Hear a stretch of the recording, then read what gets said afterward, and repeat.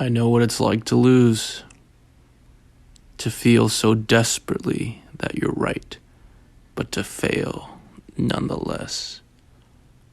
It's frightening, turns the legs to jelly. I ask you, to what end? Dread them, run from the rockets. Destiny arrives all the same. And now it's here. Or should I say, Rondo is. Welcome back to another episode of Lakeshow's Finest Redux. I'm your host, Charles Ryan, KB24 status, or yours truly, the biggest Lakers fan in the world. Hopefully, there's only going to be 11 more podcasts. And those of you with your brain working, that means we'll sweep the next two series and win these 3 games, hopefully, in a row. Los Angeles Lakers came out with quite an impressive statement hit back game. They won 117-109. Interesting game. A lot of back and forth. Lots of runs. But we prevailed, and that's all that matters, right? The final number. We're going to talk a little bit about the stats, of course. That's the name of my YouTube channel, essentially. I'm going to talk about the Bucks a little bit. Probably like for a minute about Giannis. Talk about whether we like the Celtics or Lakers finals or Heat and Lakers finals. I think the Celtics can pull this out. I really do. Also, we're going to talk about some other stuff. Mostly about Rondo and Markieff Morris and how they completely turned around this game for us. Really, Rondo was a plus 28 this game, and I am shocked. His second game back, and he played this well. Imagine when he gets his legs under him, then we're in the 3rd or 4th round in the finals. Wow, can't wait for that. But first, I need to address a very big issue right now that has been haunting my channel for some reason. I recently discovered this YouTube studio stuff. Not really, but I've been going through all the stats lately and seeing, the like rate, the impression rate, why some of the videos have dropped off in terms of views. And there's this one stat that I am really upset about. And I'm holding you guys responsible. The subscribers. Not really. But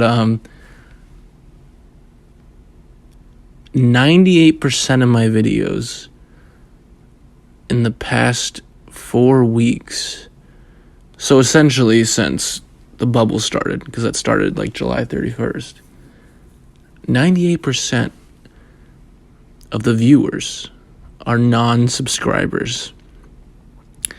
2.1% of the people that watch my videos are subscribers in the past 4 weeks since the bubble started. What's going on, guys? Is it something I did?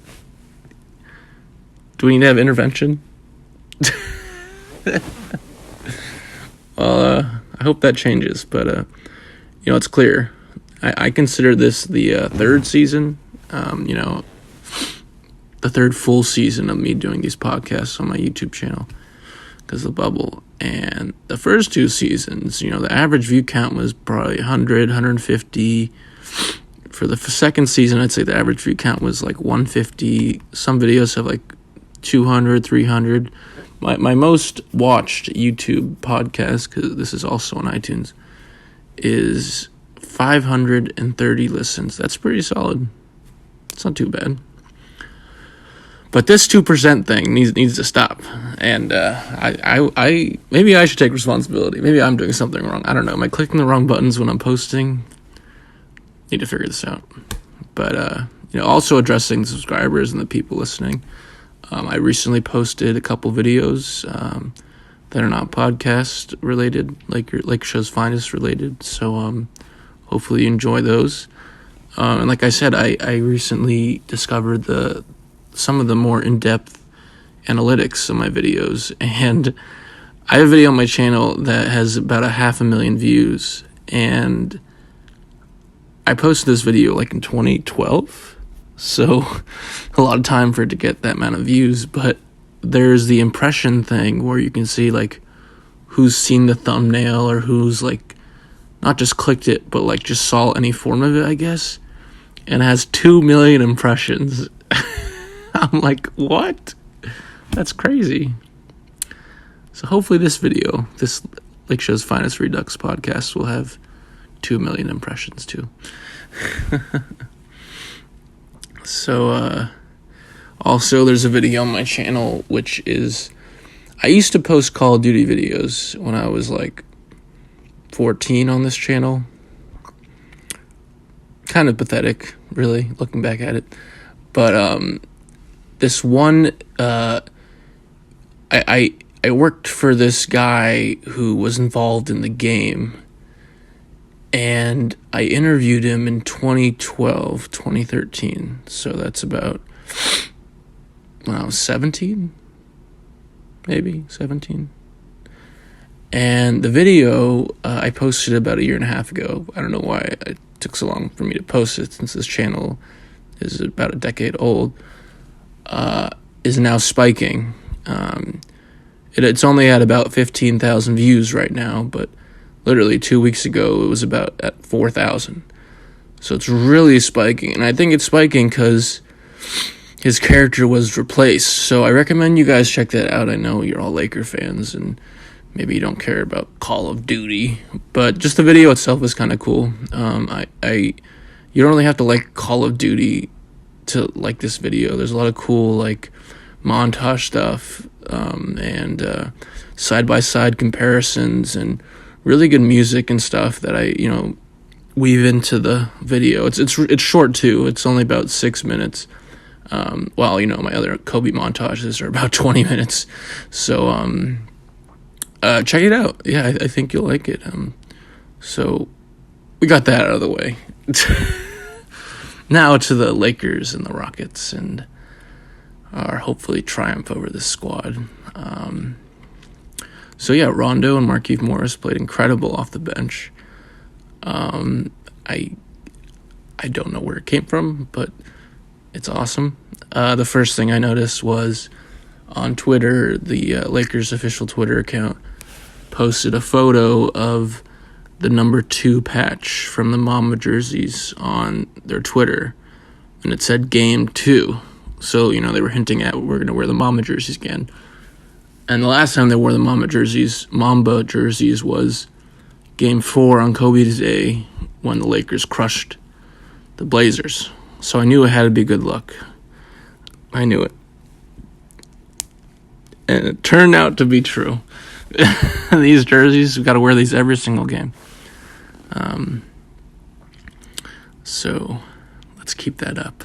I think we're probably just going to wear them like once or twice every series, to be honest. But yeah, so the Lakers, it's just clear now more than ever. The Lakers are just better than the Rockets. They just straight out are. The Lakers withstood their run. They didn't panic.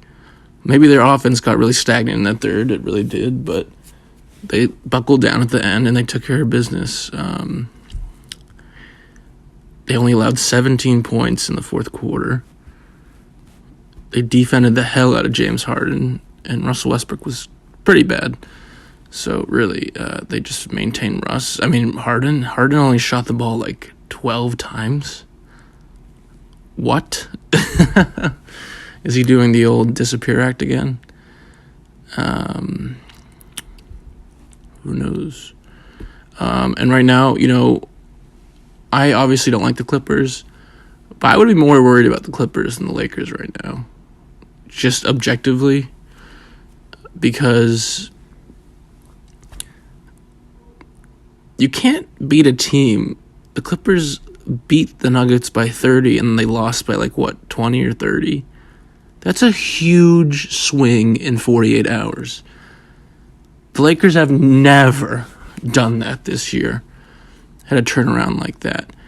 And they would never get complacent like that and say, oh yeah, we're just going to coast this series because we won by 30 points. Absolutely not. We're mentally focused and locked in for that not to happen.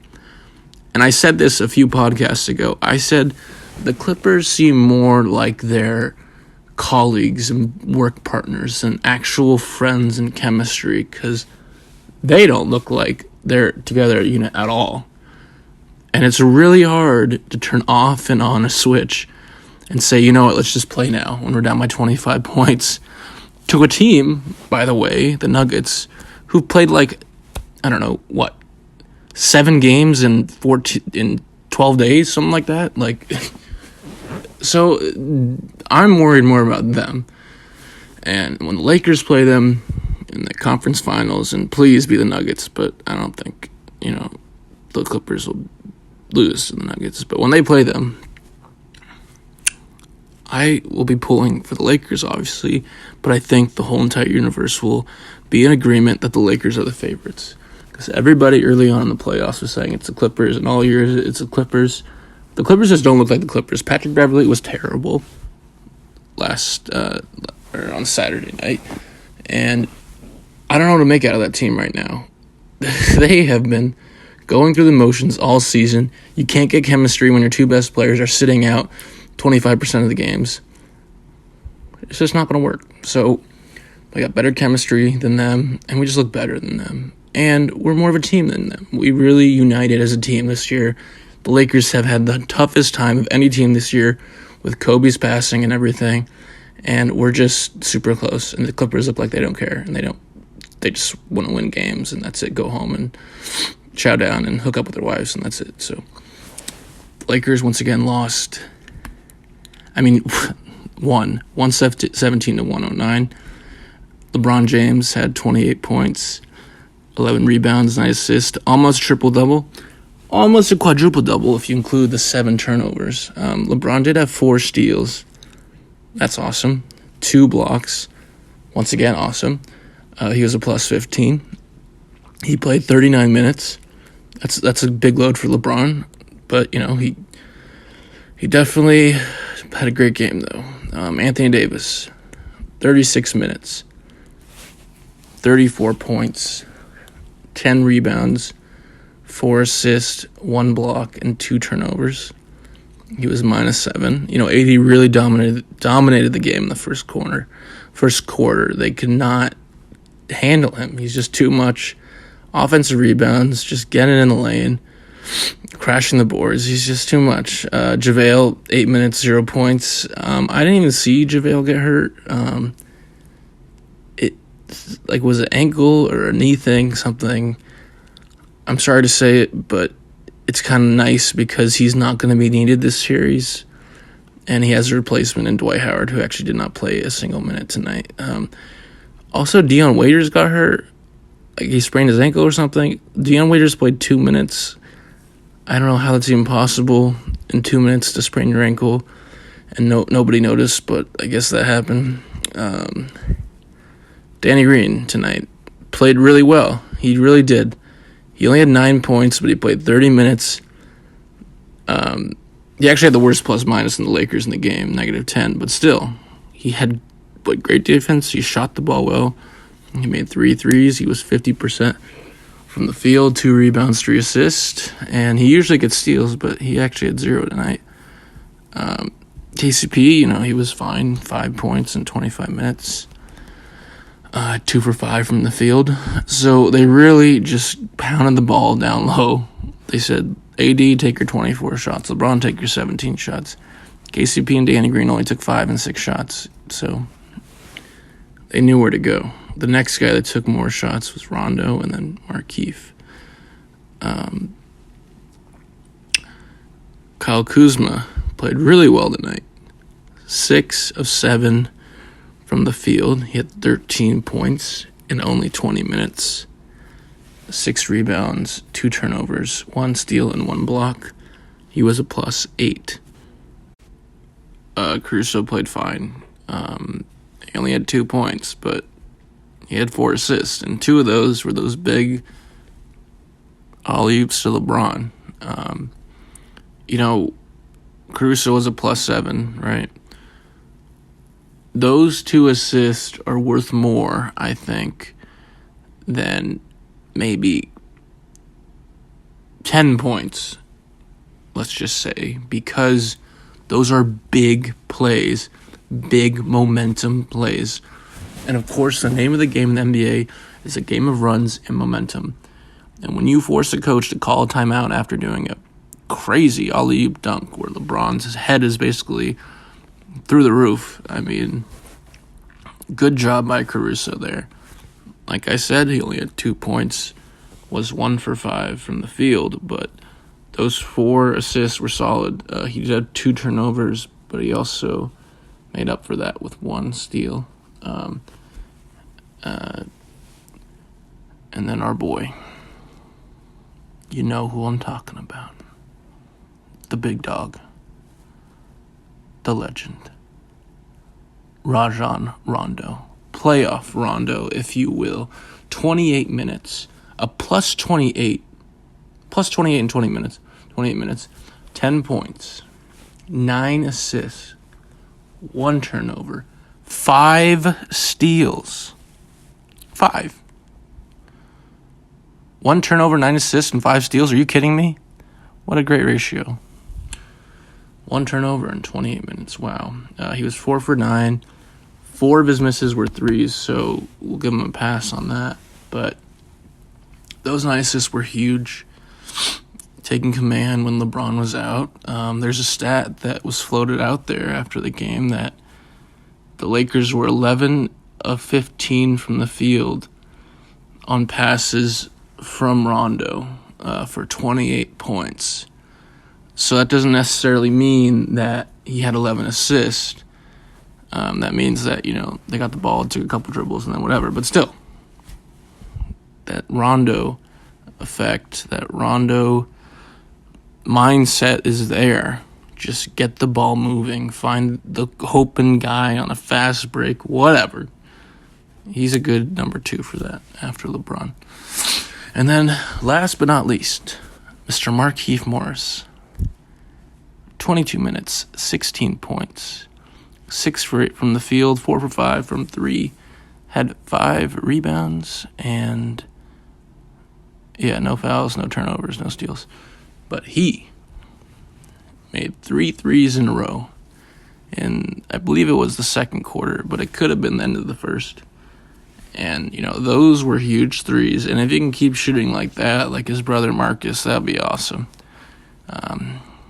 I think this is a good matchup for Marcus because, he's pretty tall. He's like 6'8", so he's taller than every single player on the Rockets besides Robert Covington, right? Jeff Green might be actually a little bit taller. I'm not sure about that. But he's really mobile, right? He can really move. He can pick and pop. So I think he'll get way more minutes than usual. Of course, Dwight was a DNP because, Dwight can't move like Markieff, and that's what's going to happen. I could see because JaVale's not going to play most likely on Tuesday night, I could either see Kuzma starting or Markieff.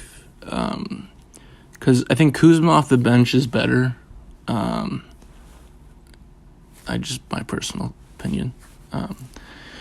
I don't think Dwight will play at all, but if he does start Dwight for JaVale, I'd be shocked, but I guess it could happen. Never know. So that's the Lakers stats. I didn't really go over the overall stats yet, my bad. Gave up 41 points in the third quarter. That was a train wreck. We did score 36 points, though, in the first quarter to cancel it out. But yeah, that third quarter was tough, letting Eric Gordon go off and score like 3 or 4 threes in a row or whatever it was. But overall stats, 41 rebounds for us, 35 for the Rockets. We had 30 assists. They had 22 assists. We had 11 steals. Rockets had 7 steals. The Lakers had 5 big blocks. 5. And LeBron, I think, had like 3. So, good job by him. Rockets only had 2 blocks. And the best stat of all, 15 big ones. 15 big turnovers for your Los Angeles Lakers. And 17 for the Rockets. We shot considerably better than the Rockets. 56%. 47 for 83 from the field, while the Rockets only shot 44% for 35 for 78 from the field. The Rockets took 53 three-pointers. That must be some sort of land speed record. 53 is insane. 53 out of 78 shots. Three-pointers? Are you kidding me? The Lakers only took 27. The Lakers actually shot better in terms of percentage. 12 for 27 from 3, 44%. But the Rockets shot a much bigger clip. They made 22 threes at 41%, 22 for 53. The Lakers missed 7 free throws. I was really upset by that. I'm surprised it wasn't more, but 7 is... got to do better than that. The Rockets actually missed 6 free throws, though. So, there you go. The biggest lead was 21 by the Lakers. The Rockets' biggest lead was 5, and that took place in the third quarter when they had a brief lead on the back end of the third. The game was tied 4 times. The longest run was 14 by the Rockets, I believe, and there was 5 lead changes. But, I mean, overall, it was essentially a wire-to-wire victory. I mean, we did it, so took charge. Also, the fast break points. We needed to improve on this, and we sure as hell did. We only allowed 6 fast break points. 6. That's incredible. How the hell did we do that? After committing 15 turnovers. We had 20 fast break points. Good job by us. We had 54 points in the paint, only 26 for the Houston Rockets.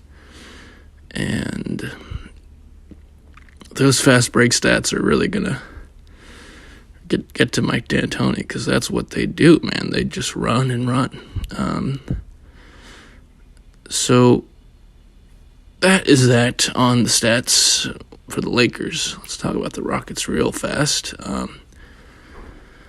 James Harden only shot 12 shots tonight. I don't understand how that's even possible. I'm not sure what was going on in his head. He made 6 shots. He shot 13 free throws. He made 6 shots and had 27 points. So, good job by him, I guess. But, 27 points, 2 rebounds, 7 assists, 5 big turnovers, 2 steals. In 39 minutes for James Harden, he made 4 of 8 from the 3-point line. Russell Westbrook, 32 minutes, 10 points only. 26% from the field at 4 for 15 shooting. Was 1 for 7 from 3 for 14%. Missed 2 free throws. 1 for 3 from the free throw line. Had 13 rebounds. That was the only good thing he did. 4 assists, and wait for it, 7 turnovers and 5 fouls. Robert Covington, 17 points, 3 rebounds, 1 turnover, 1 steal. PJ Tucker, who is probably their most underrated player this game, 18 points, 11 rebounds, 2 assists. He had 4 offensive rebounds. All of those were really obnoxious. He was right in the middle of the paint with 4 Lakers around him for probably, 3 of those. So just got to do a better job at boxing out the corners. He had the best plus-minus in the game for the Rockets at plus 18. Everybody else is pretty much trash. Eric Gordon, 24 points. 6 for 12 from 3, 8 for 16 overall. Missed 2 free throws, 3 assists, 1 rebound, and 1 turnover. And the bench mob, only 2 players. Yeah, it was really strange. D'Antoni only played Rivers for 6 minutes. I personally think Austin Rivers is actually pretty good, but that was an odd decision. He really only stuck with 7 players. Rivers, the 8th guy, 6 minutes. Ben McLemore, the 9th guy, 3 minutes.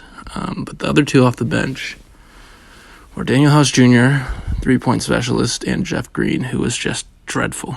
Minus 26 for Jeff Green, minus 17 from Daniel House.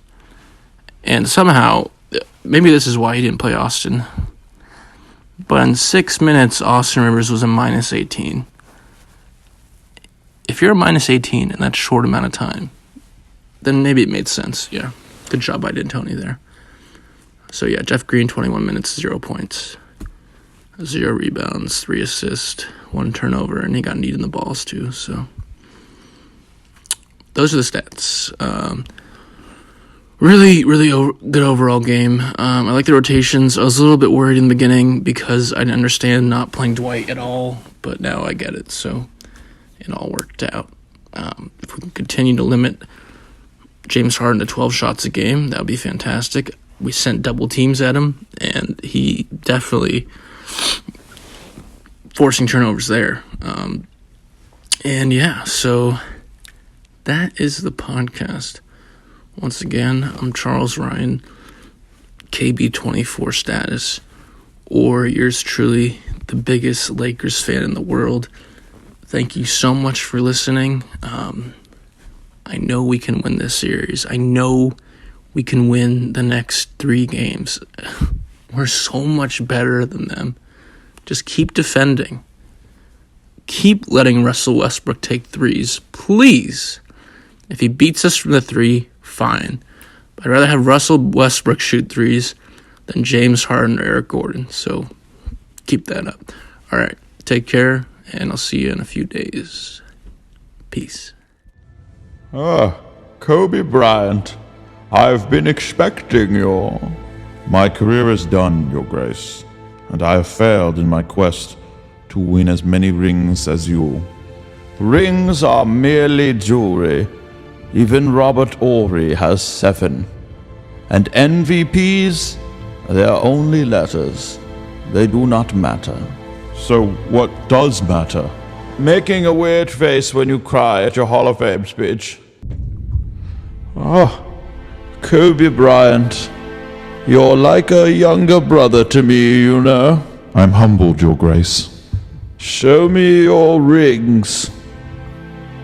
1, 2, 3, 4, 5. And the other hand? The other hand has no rings.